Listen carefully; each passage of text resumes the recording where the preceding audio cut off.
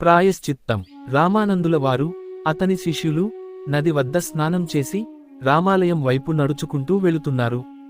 పరమానందయ్య గురువు గారి మాటలు ఆలోచిస్తూ ఉండేవాడు. నేను నీ స్వభావం మార్చాలని ప్రయత్నించాను, కాని నువ్వు మారేందుకు సిద్ధంగా లేవు.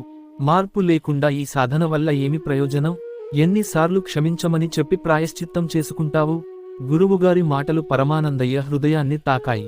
అర్థం తెలియక ఆయన గురువుగారి మొహం చూసి నిశ్చేష్టుడయ్యాడు. ఒకరోజు ధైర్యం కూడబెట్టుకుని గురువుగారిని అడిగాడు పరమానందయ్య. గురువుగారిని పిలిచిన వెంటనే శిష్యుని పిలుపుకు ఏమిటి అని వెనక్కి తిరిగి చూశారు. పరమానందయ్య ముఖం చూస్తూ రామానందుల వారు, నిన్ను ఎంతో మంచి ఉత్తముడిని చెయ్యాలనుకుంటున్నాను, కాని ఎక్కడ వేసిన గొంగళి అక్కడే ఉన్నట్టు. రామానందుల వారు నేర్పిన పాఠాలు అన్నీ బూడిదలో పోసిన పన్నీరుగా మారుతున్నాయి.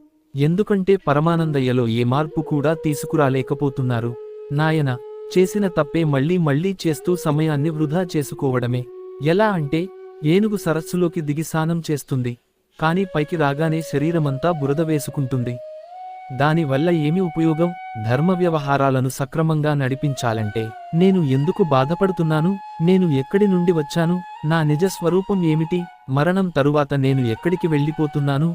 జననం, రోగం, వృద్ధాప్యం, మరణం. నిజమైన ప్రాయశ్చిత్తాన్ని జ్ఞానంతోనే సంపాదించుకోవచ్చు. ఈ కథ శ్రీల ప్రభుపాద వారి రచన అయిన కృష్ణ చైతన్యం అద్వితీయ వరప్రసాదం అనే పుస్తకం నుండి గ్రహించబడింది.